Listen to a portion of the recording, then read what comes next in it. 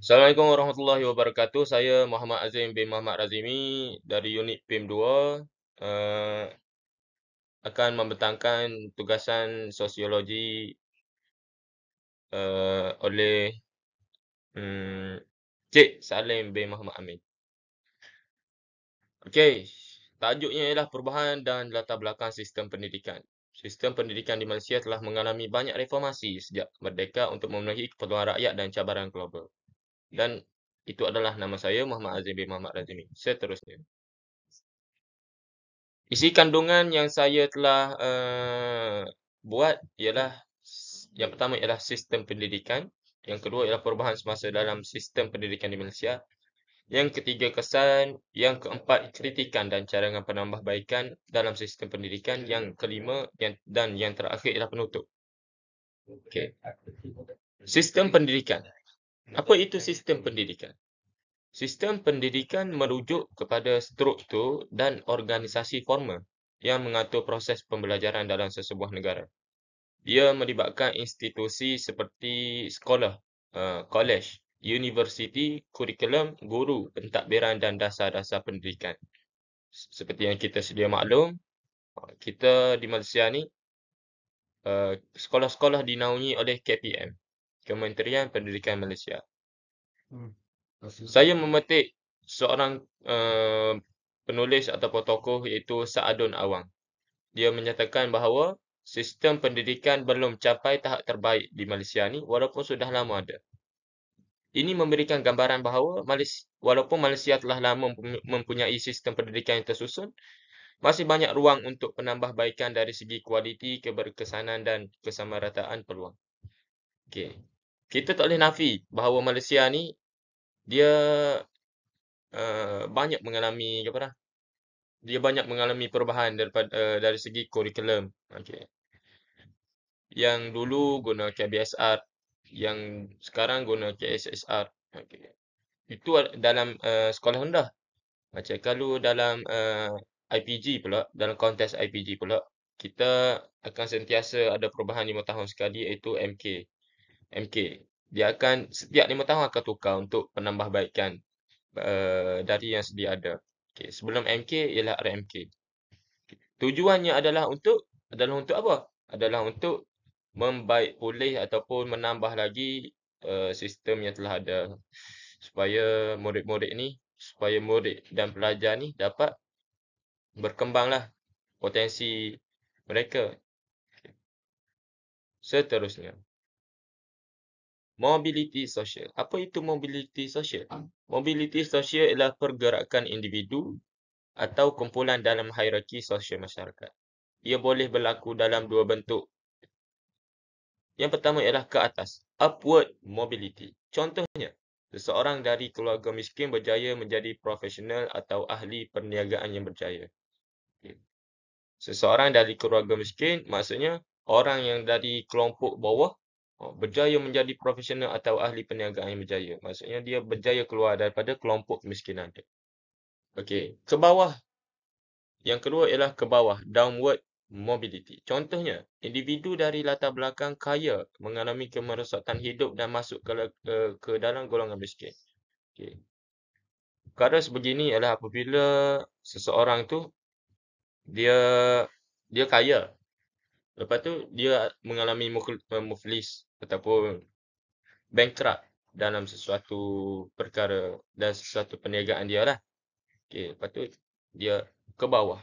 Macam takrif dia pun apa dia cakap downward mobility. Okey, takrif dia pun downward, ke bawah. Macam tadi ke atas upward. Okey. Dalam konteks ini, sistem pendidikan sepatutnya menjadi alat utama meningkatkan mobiliti sosial. Okey. Iaitu membantu rakyat terutama untuk daripada golongan berpendapatan rendah untuk membaiki taraf hidup melalui pendidikan. Okay. Saya pun betul statement ini dan saya ingin menguatkan lagi dengan apa? Dengan satu hadis. Hadis yang berbunyi talabul ilmi faridah ala kulli muslim, yang mana ianya bermaksud tuntutlah ilmu sehingga tuntutlah ilmu talabul ilmi, tuntutlah ilmu faridah ala kulli muslim. Maksudnya wajib ke atas setiap orang. Maksudnya Islam sendiri menekankan bahawa pendidikan ni, ilmu ni penting untuk seseorang tu, untuk seseorang lah menjadi orang yang hebat, orang yang apa, berilmu. Dengan ilmu tu kita boleh nak raih pencapaian based on ilmu kita tadi. Kalau kita tak ada ilmu kan kita nak run a business. Kalau kita tak ada ilmu, apa yang kita boleh buat? Ada satu pepatah juga mengatakan bahawa kita ni sibuk bekerja.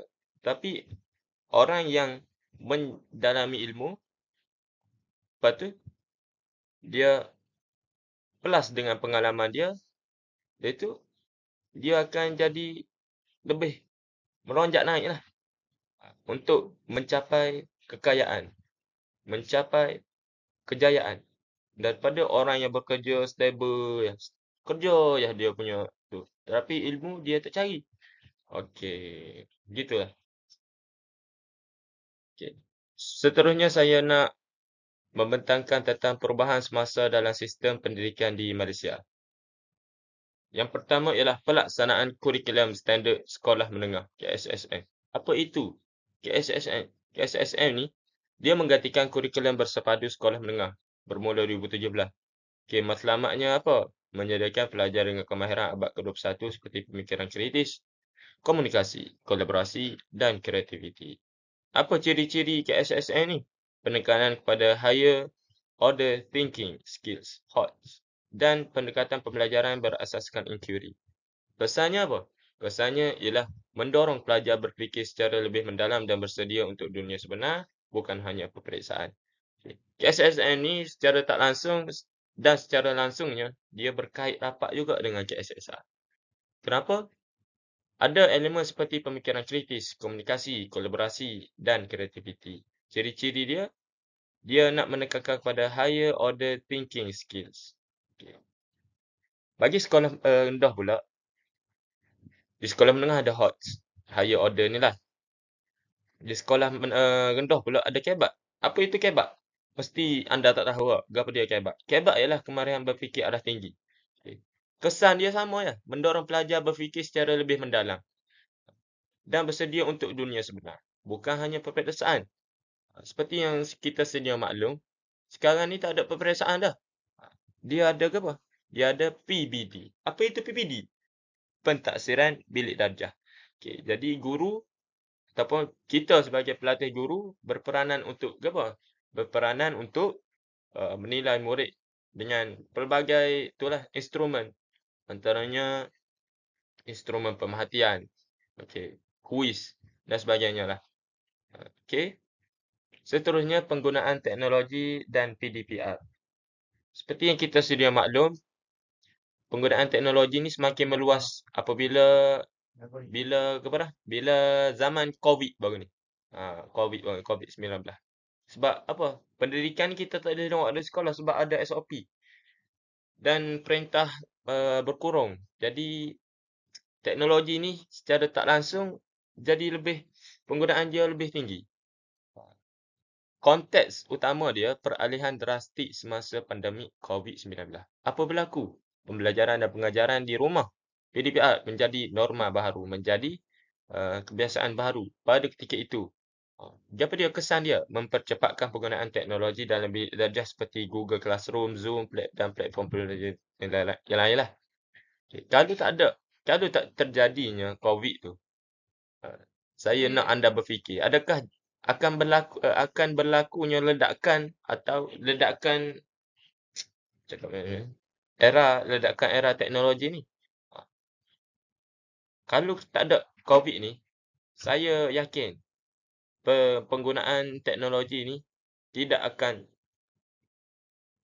dia macam tak sampai tahap lah pada 2025 ni mungkin kita baru kenal Google Classroom, Zoom dan sebagainya. Okay. Jadi hikmah COVID ni dia akan menjadikan kita ni lebih advance di dalam penggunaan IT. Dan itu adalah kelebihan teknologi untuk memudahkan kita lah. Seterusnya ialah pemerkasaan pendidikan TVET. Apa TVET ni? TVET ialah pendidikan dan latihan teknikal dan vokasional. Sebab apa TVET ni penting? Kenapa TVET ni penting? Mengapa TVET ni penting? Untuk melahirkan tenaga kerja mahir selari dengan keperluan industri 4.0. Langkah-langkahnya ialah penubuhan majlis TVET negara, seintegrasi dengan industri dan peningkatan imej TVET sebagai laluan kerjaya yang standard akademik. Okay, sumbernya RMK 12 menyasarkan untuk meningkatkan enrolment pelajar dalam program TVET. Okay. Okay, dasar pendidikan digital diperkenalkan oleh KPM, Kementerian Pendidikan Malaysia. Objektifnya ialah mewujudkan ekosistem pembelajaran digital yang menyeluruh. Tindakan, apa tindakan yang diambil? Pelaksanaan bilik darjah digital, penghasilan modul digital dan latihan untuk guru dalam pedagogi digital. Sasarannya, tujuannya menjadikan pelajar celik digital dan bersedia menghadapi dunia teknologi masa depan.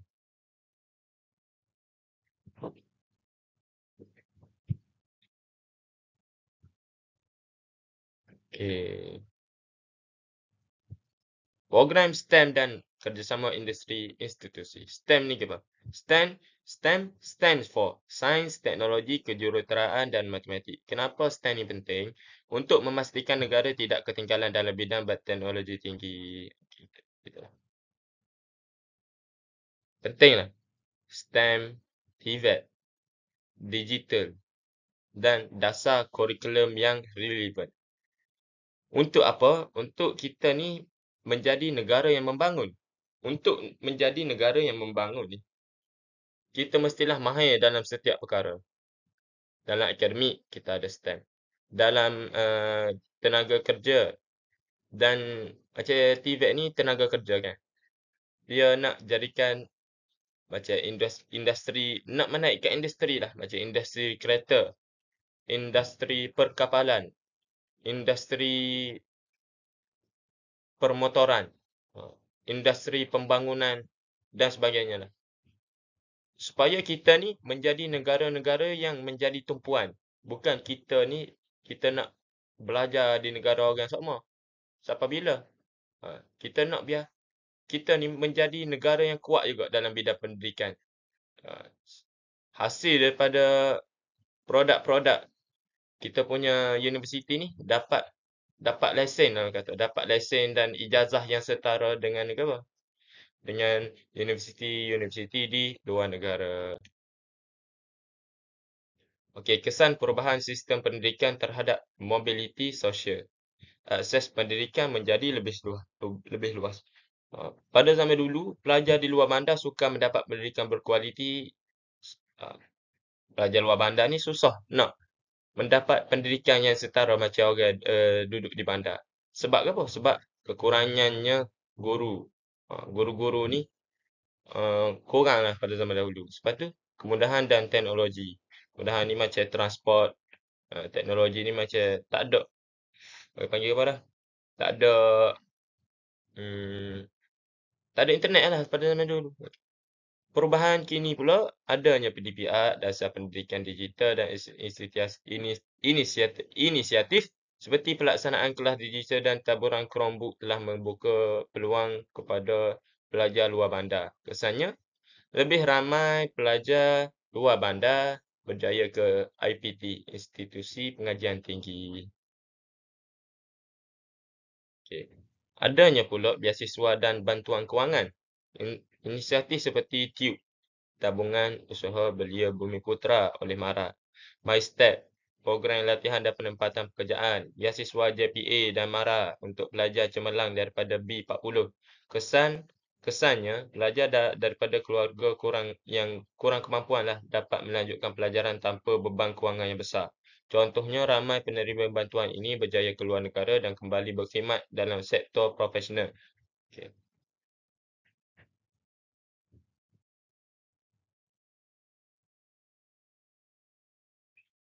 Okay. Pendidikan TVET dan laluan kerjaya. Adakah orang yang ambil TVET ni tak ada masa depan? Adakah orang yang ambil TVET ni tidak boleh setara dengan orang seperti doktor, cikgu dan sebagainya lah, bidang-bidang kerajaan. Adakah TVET ni tak ada tempat di kalangan masyarakat? Mari kita bincangkan. TVET ni semakin diperkasa dan diiktiraf standing dengan akademik. Kenapa? Disebabkan oleh banyaknya permintaan industri. Dalam industri ni kita perlukan orang-orang yang ada TVET, ada kemahiran ni untuk kita buat produk tempatan. Contohnya apa? Pro 2, kereta di Malaysia, Proton. Okey. Daripada industri pula, industri lori. Orang-orang yang nak baiki lori dan sebagainya. Orang-orang yang nak bina bangunan yang hebat, yang ada kepakaran supaya bangunan di Malaysia ni dapat menjadi bangunan yang berkualiti. Okay.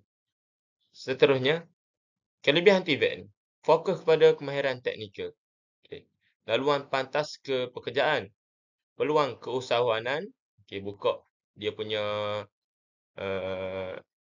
kedai sendiri, buka dia punya store sendiri.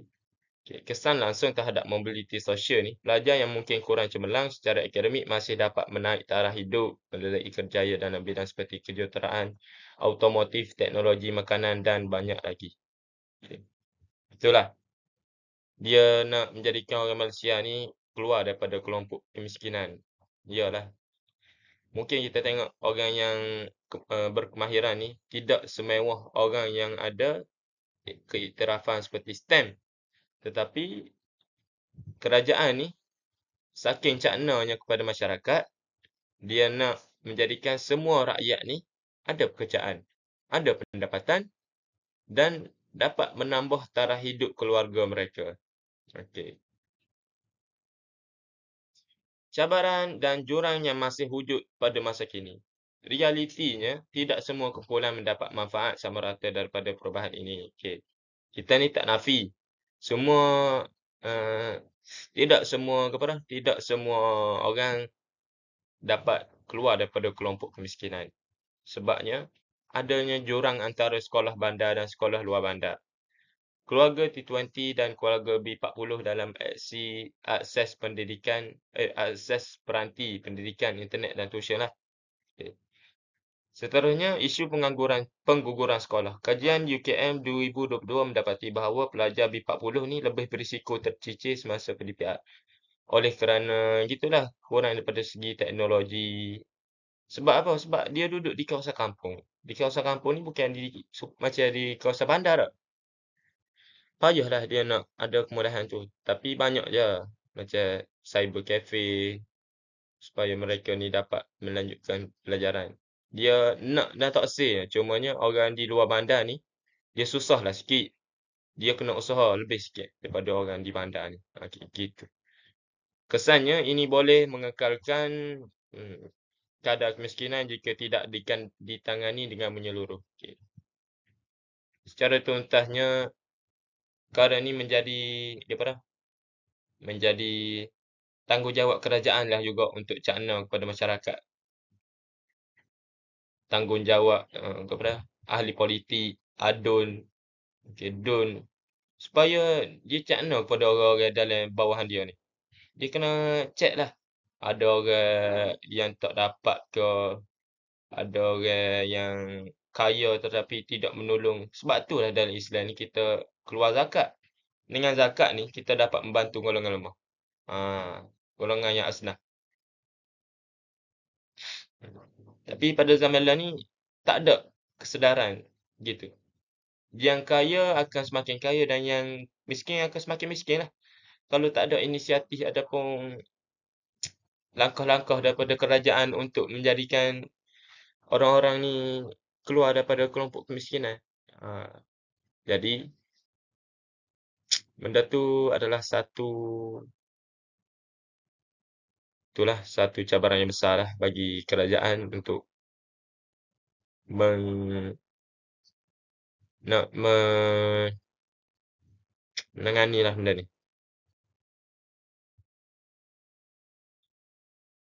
Okay, seterusnya saya nak saya nak kesimpulan sikit lah. Kritikan terhadap sistem yang semasa digunakan.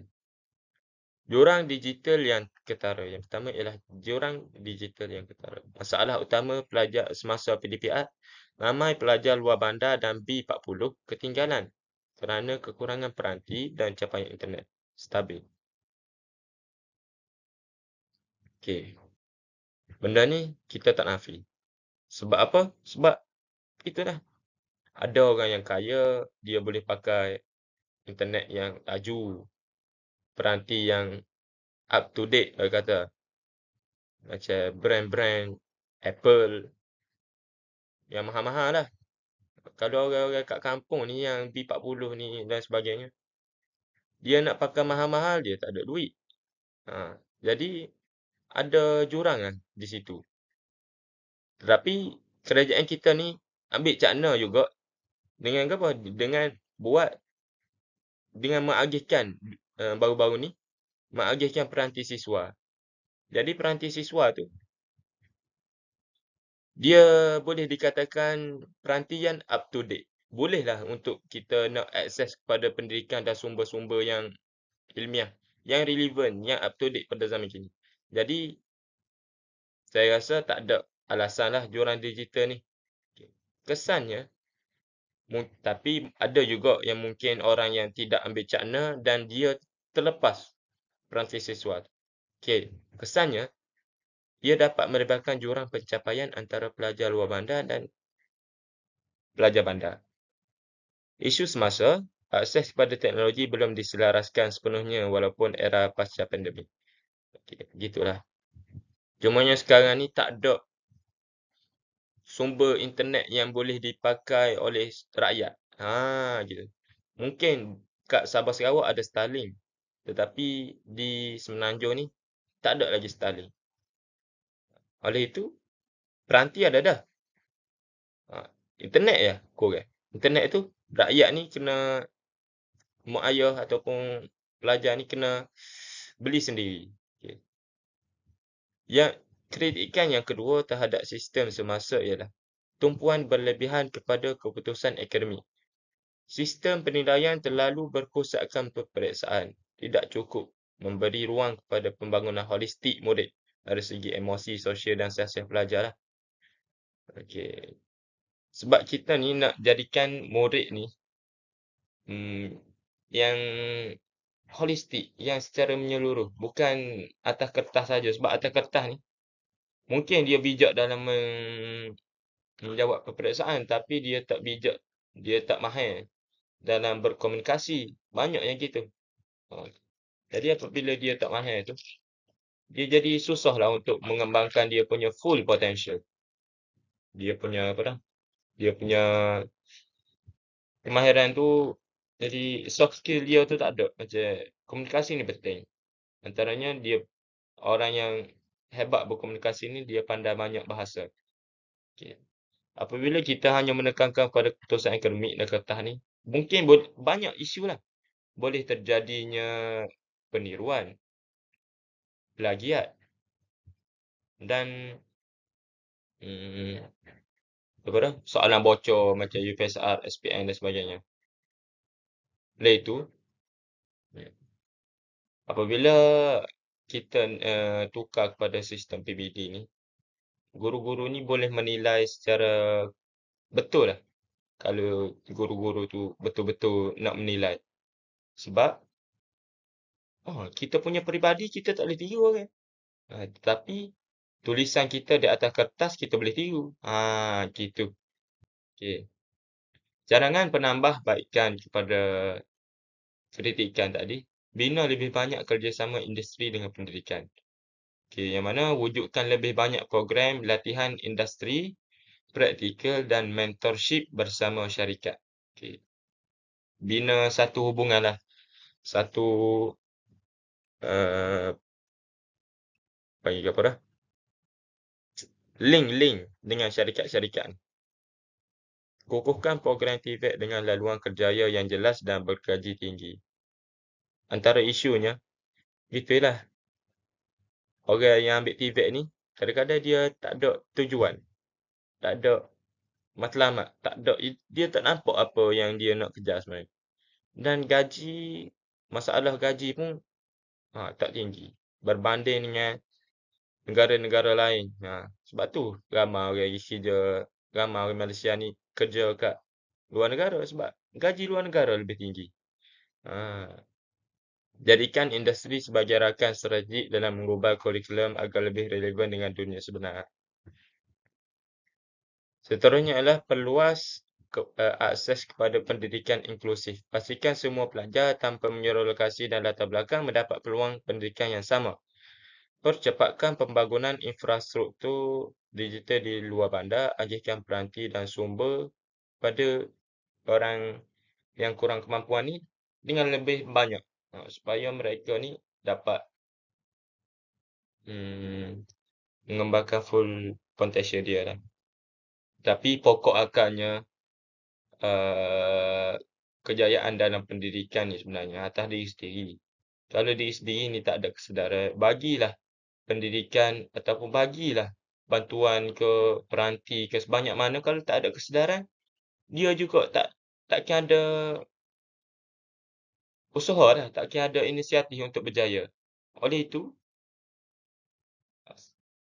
balik kepada pokok akarnya ialah mak ayah lah yang perlu memainkan peranan yang sebenar dalam mendidik anak-anak mereka.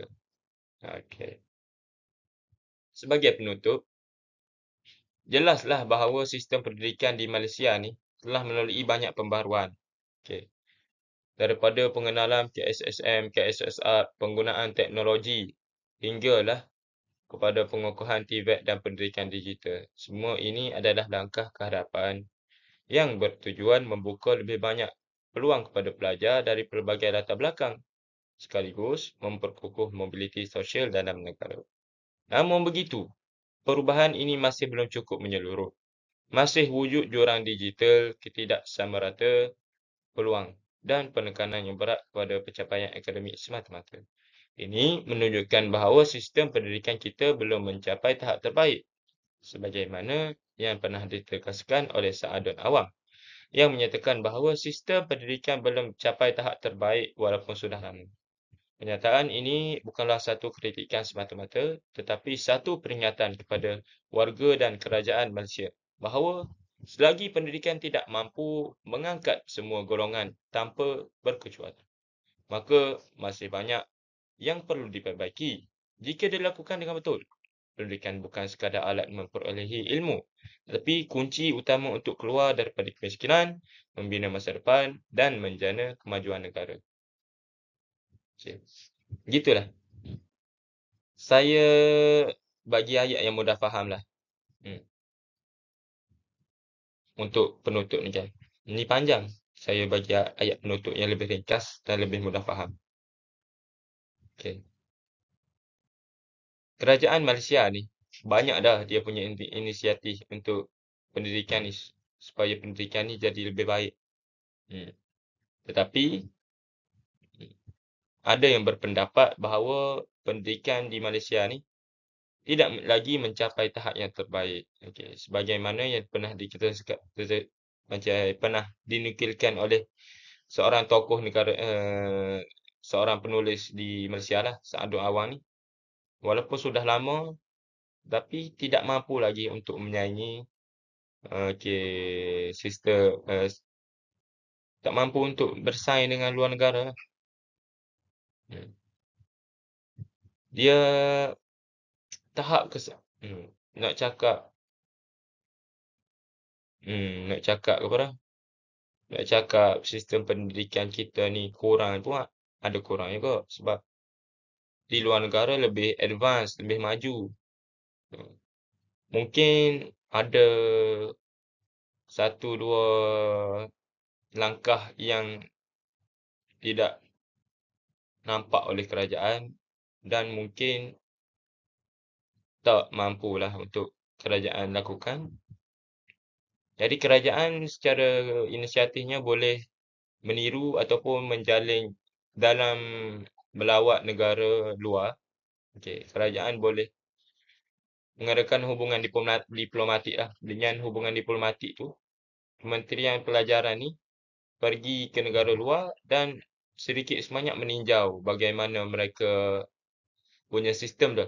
Dan sedikit sebanyak boleh bawa balik ke Malaysia dan terakam benda tu.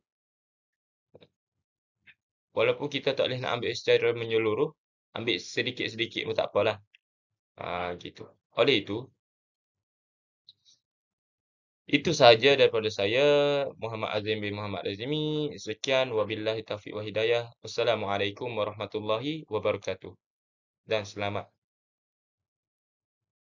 Selamat